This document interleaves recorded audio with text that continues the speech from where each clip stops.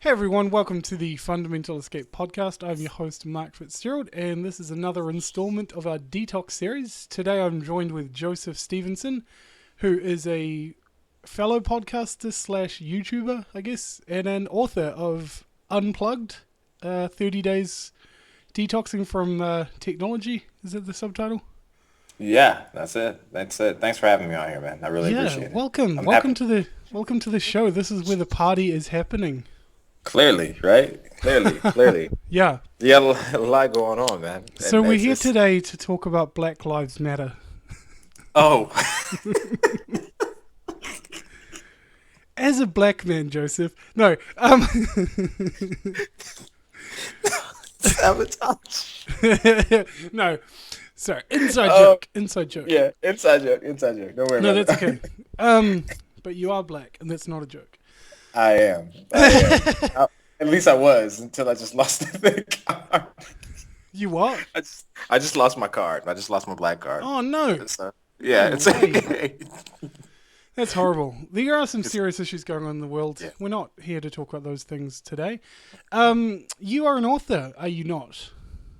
Yeah, man, I wrote my first book actually last year. So you just called it out actually, Unplugged, my 30-day journey without technology. And um, I wrote it because I noticed that I had a problem and I just kind of wanted to, well, that's not really why I wrote it. I did the detox because I noticed that I had a problem and I kind of go into that. But then I wrote it because I figured I wasn't the only person. So I wrote it. Yeah, And it was weird because I was working at a job where I needed to use technology in order to stay employed yeah. and kind of had to write my book while working. And I was so pressed to do it that when I literally was not using my computer. When I wasn't needing my computer to work, I literally would shut the screen down Yeah. and write my book, like on paper. And Was then, that like with a quill and an ink, ink sort of yes, thing, or? yes, I had the Yeah. dipper too, all that. But yeah, I wrote it out, several pages, many pages, of course, but And your book um, Against Technology, is that available on Kindle or? yeah, it's on Amazon. It's on Kindle, Amazon. It's not on and you called it against technology. Now, it's not No. against. That was a joke. I was making a I know, joke. Did you not see what I I was know. doing there? I caught Mark. I know you. It's good. I caught it. But yeah, Is your book it's about technology on Kindle? yeah, it's on Amazon. It's on Amazon, and you can go to Amazon and get it. And it's on Amazon if you go there, and you can actually buy the hard copy as well. Oh wow, But they still make those? Amazon.com. Yeah, that one was the hard part because that one was the hard part because when you're i- well, maybe it's because this was my first book, right? Yeah, So I had to go through the process, which was a challenge. And I guess the next time, because I'm about to start another one, yeah, um, it would be easier, of course. But yeah, there's a physical hard copy as well. And you just go to Amazon, search Unplugged 30 Days Without Technology, and it's there. And it's just my story, what I did, how it went for me. yeah, And at that point, I was really into ministry, like in the institutionalized church.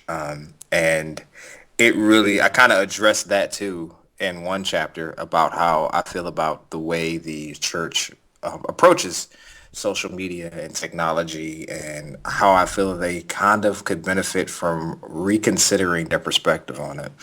But yeah. yeah, that's my book. That's my book. So let's in the spirit of technology, let's rewind. Mm. So That was good. yeah, that was good. That was good. I'm so funny. So what? I mean, you talked a little bit. Let's go deeper into sort of the leading up to this book, and you kind of talked about having an issue with technology and needing to detox from it. So what? Give us the give us the rundown. Give us the dirty details of your technology addiction. Well, man, because it was in my from everything I can tell, it was a straight up addiction. Like, and it was weird because I would every morning I would wake up and it was tradition, and I got my air quotes going on. It was a tradition or ritual for me. I would get up and I would go check my Facebook. I would even check it in the bed. It was so far gone. I would to roll over, pick up my phone, and scroll up and Facebook.com right there. Not that I cared, really what was going on, but it was just, it was the thing to do. I rolled over and checked Facebook, and then after I checked Facebook, I'd roll over to the other side and say, "Hey, good morning, babe." I'm glad you said it like that with that kind of imagery, because it sort of brings it to life, doesn't it? When you go, wow, there's a human being right next to me, and I'm on a little square box. Yeah, I'm on Facebook. So what? I want to dive into this because Facebook. Okay, I like deconstructing ideas and things like why. How long has Facebook been around for? Like at least 10 years now, right? Let's put it like this. I got on Facebook. I was in college, and let's say it like this. I graduated from college in 2008? Yeah. Was that 2000? Yeah, 2008. And my school got on Facebook about 2000 and either 2008, 2009. So yeah. And it was already out by that point. So I think maybe around 10 years. And now it's what, 2015, 16? Yeah, so I think right at a little, if not 10 years, right? And yeah, go ahead. What were you going to say? No, I was just curious if you had any thoughts. I mean, I'm wondering myself, like, I'm not saying I have an answer to this, but what do you think is the universal appeal of Facebook? Like, why did it take off as quickly as it did and in the way that it did and continues to do? Okay, I have an opinion on this, of course, right? I don't know if it's so much appealing as much as addicting. Okay, I don't know if it's so much appealing as addicting. And if you do the research on it, it's because, and any website, we all do it. We all do it. Anyone online is doing it. If you're buying a template for your website, you're doing it. If you are building your website, you're writing your content, you're doing it. You want your website to be, and you know the word I'm about to say, what's sticky. Yeah. The difference is Facebook is hyper intentional about everything that they're doing being sticky. And the normal person does not know this. They don't think that way. They don't think that way because they don't think about online marketing. They don't think that way because they don't think about their internet presence. They don't think about using the internet. So the problem is when they're getting on the internet, they're just thinking, "Oh man, this is a great website. Oh, I love it so much. My friends are here. My friends are here. My people are here." Or I wonder if anyone said anything.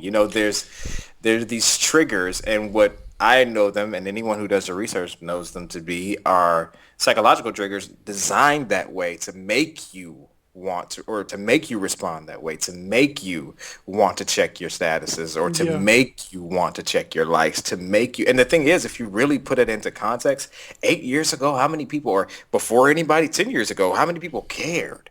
How many people cared? Go ahead. It's interesting. I mean, I spoke to a guy, Shane Hips, on my podcast, and he wrote a book which you'd probably really enjoy, to be honest with you. It's called Flickering Pixels. And the subtitle was How Technology Shapes Our Faith. And he goes into a very nuanced discussion around technology and how it's not just that technology, it's not just the addictive side of it and that kind of impulse and things like that, but he goes into physiology and how it actually changes your brain, the way you take in information through a screen. Like if you read something on a screen versus on an actual paper book, you're actually your brain processes it differently. You value work more when you actually read it in a book than it's just so easy to scroll through a screen. It sticks better too. It sticks better. And I think that's the one thing I'm glad. I feel like I grew up in one of the most ideal times because I know a world without the internet. I remember the world before the internet. Yeah, and it's crazy because I put a status on Instagram just yesterday. Instagram, oh dear. And that's just as addicting. I haven't quite got on the Instagram train. It's okay, and that's you don't have to be everywhere. I don't believe the myth that says you have to be everywhere, but everything becomes so commonplace, like I joked about the fact that, I paid $5 to that website Fiverr to someone just added 8,000 Twitter followers to my account, And I was like, this is pathetic. Why am I doing this? Like, and someone commented, someone said to me, oh, you've got a lot of followers. And it just like, oh, that just felt so hollow. I was like, yeah, I paid for them.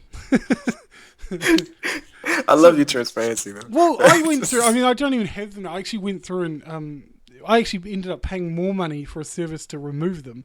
It's ridiculous. Because I got so annoyed because I was like, this is it's a lie. It's not a reflection of reality, And you know what happens though is well, that's what happened with YouTube. YouTube went back and cut and penalized all those accounts with the fake followers. So yeah, and that was years ago though. Well, I actually found, I don't know much of the details of how Twitter works, but I found that when I removed all my fake followers and actually started, I've got automation on my Twitter now, so I've got updates for the blog posts and stuff automatically, which is quite cool. It's helpful. Nice. And I started getting activity on it straight away, And it's like, it's more authentic, I guess, Yeah, absolutely. I just going back to this whole like Facebook thing. It's like, when you go on the internet now, you open Facebook before you open Google sort of thing, Yeah. And it's like, what are we, and I think that I think you're right about the whole addiction versus being appealing, because it just, it does tap into this narcissistic side to us. It creates narcissism, right? It's like, absolutely, I've got a platform and you see it, I've been through different phases of it where you become the Facebook philosopher and you're posting quotes. Yes, I was so deep on Facebook. I'm going to tell everyone how deep I am, and then you got the food people who just take a photo of their dinner and it's just like, just eat it, please. Like, why? I was the Facebook preacher. Oh man, I'm just glad I didn't have Facebook back in the day when I was a fundamental evangelist. I can imagine. I could only imagine. Do you know the Lord Jesus Christ as your Lord and Savior? You should. Oh my goodness. But it's the dopamine, man. It's the dopamine. Yeah. And again, and just haven't done the research. It's the dopamine. It is like a drug, right? Well, it is. It's a drug. I mean, if the way that you respond to it, it's a drug, bro. Like, so here's what I want to get pragmatic, because I wonder, I know when you talk about, if you just make a rule about someone like stop using Facebook, it's like it becomes a thing, right? Like it's like a big deal. Like, oh, I can't use it. It's like, what does it take? I mean, does it take kind of like this narcissistic burnout or something to just go, oh, I'm done with this crap, like, I guess everyone's got to go on their own journey. I don't want to get on a train that starts preaching against Facebook, Like, well, I think a person has to. I think a person has to see, and again, that therein is another attribute of it that makes it like a drug, because a person has to see first that they have a problem. Yeah. And if they don't acknowledge it as a problem, because just like you said, that person who is on Facebook saying, hey guys, Facebook is bad, according to the hive mind of Facebook, whenever that person says, hey, Facebook has got a problem, there's something wrong with Facebook, that person immediately is a conspiracy theorist and something's wrong with them. Well, that's the thing. I think sometimes people go too deep with these conspiracy things, like, oh, is Facebook watching us? And it's like, the issue with Facebook is not whether, like, it's not physically possible for Mark Zuckerberg to watch all of us, Right, but I don't. And in that context, I mean, like to the question that I think that what happens is, I think for a person has to within themselves kind of do a self check, as I call it. Just they have to do a self check and kind of come to the realization that, wait a minute, I've been on Facebook for 8 hours today. Well, I wonder, maybe I'm a little bit conspiratorial, but I wonder, like, sometimes when you're typing private messages to people, I'm just like, do they search for certain words if you're typing certain words and stuff like that? I'm just like, are they kind of being mindful of what's happening? Because I mean, I've never read a privacy statement on Facebook. I have no idea what I've agreed to, I don't know. I do think they do. I remember reading somewhere that they do track typing, your keystrokes, but I don't remember. I can't say they do. I can't say they do. Again, that's not what we're talking about, just to be clear. But you asked me my wake up call moment. Yeah, absolutely. I was sitting down. Like I said, I was in the bed, and I got up. Like, it was a ritual for me. I got up and I went to the other room this time. I got on my laptop, And when I got it on my laptop, I I sat down on the couch. This is what happened. I sat down on the couch, put my laptop on the ottoman, opened it up, and the next thing I remember is being on Facebook.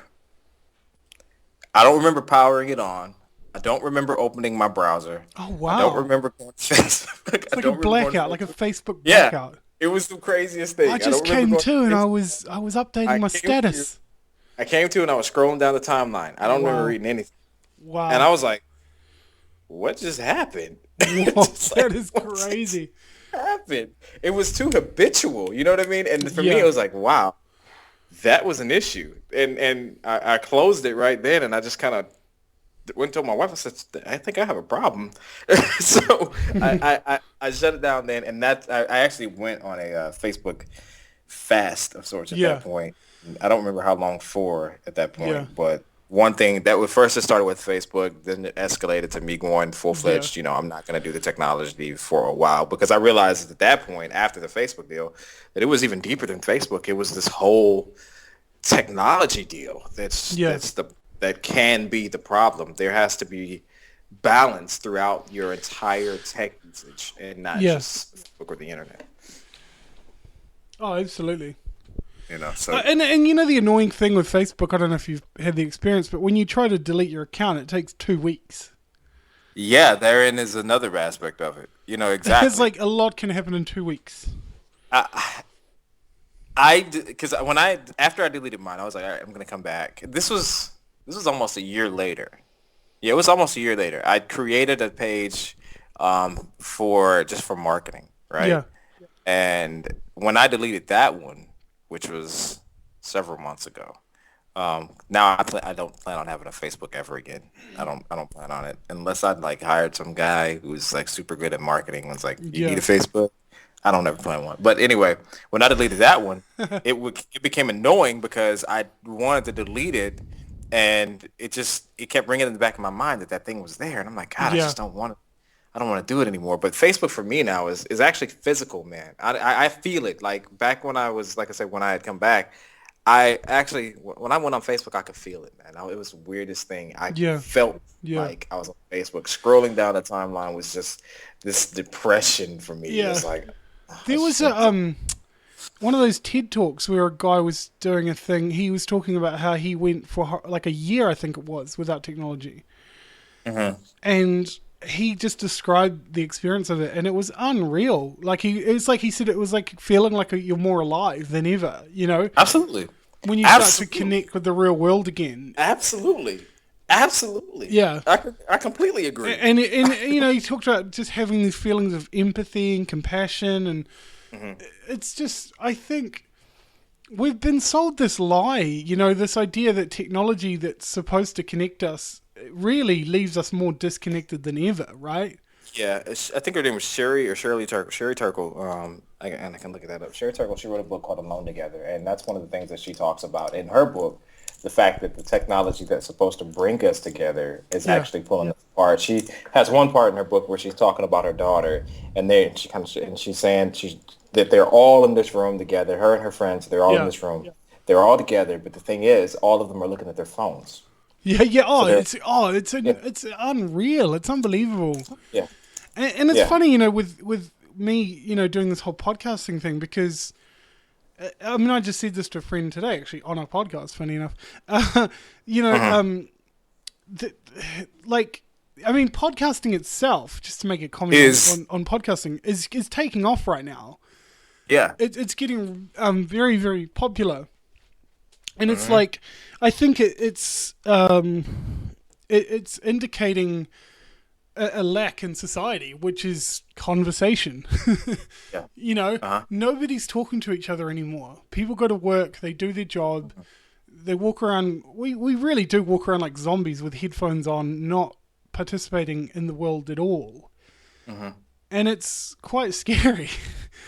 I think it is, man, and I think that for me, and this is, and I told my wife, I said I don't like what I see in the future because I think that this is only the beginning. I have hope, and at the same time that hope every day is reinforced because my Instagram, I focus on preaching the gospel of taking a tech break, is Yeah. what I focus on, on my Instagram page.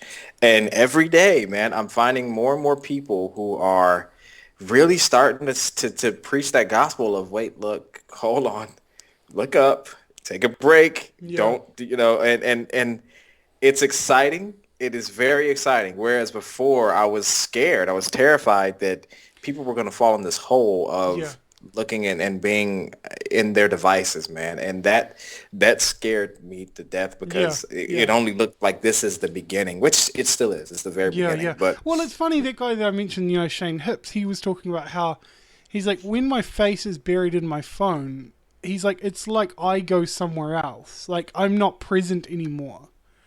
And I think that's the thing. And I just want to make it clear to people listening to this. I'm preaching to myself right now. Like, I mean, I've been inside today all day just recording podcasts, and I'm just like, I need to go outside. I need to breathe. I need to, to live and to participate. And I just wonder, I think one of the things, the addictions, I guess we could say, of Facebook is going back. It's like, what's everyone doing? What's everyone doing? Well, what is everyone doing? They're all updating their status on Facebook. That's what they're all doing. And it's, oh my goodness. And I think it creates this self-importance. Like, I've got something to say and everybody needs to hear it. It was like, well, like you said, the narcissism. This is a scientific fact. And the other side, because I don't want to I don't want to just rail on, again, I mean, narcissism is one thing, but I think on a more profound level, I think we have lost a value for silence, We've lost a value for just being still and shutting the hell up.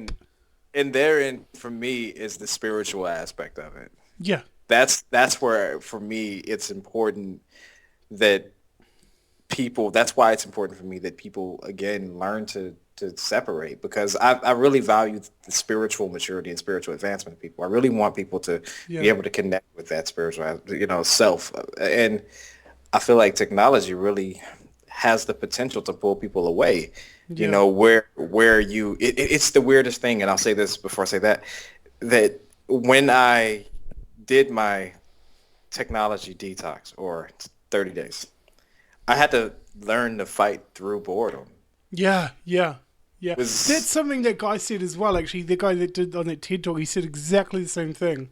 Yeah. He was confronted with boredom. And I think, sorry to interrupt, but I'd love you to elaborate on this more, because I think that's what we're terrified of. We're terrified of the silence. We're terrified to go, it's okay to do nothing. It's okay not to be stimulated.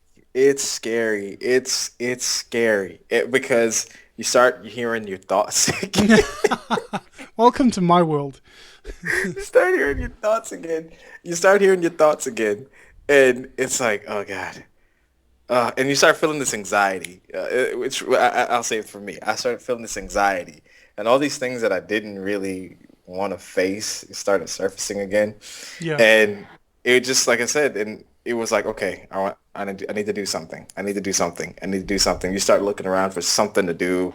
I started looking around for something to touch, something to play with, some kind of distraction, which was another aspect of it too. I tried not to allow myself to give myself distractions. Like even if it was just something as simple as, just fidgeting. I tried not to give myself those distractions to not face the boredom. Mm-hmm. But once I literally just kind of stopped, faced the boredom, fought through it, and came out the other side, which actually for me didn't take very long. It was just like you said, it was peaceful. Yeah.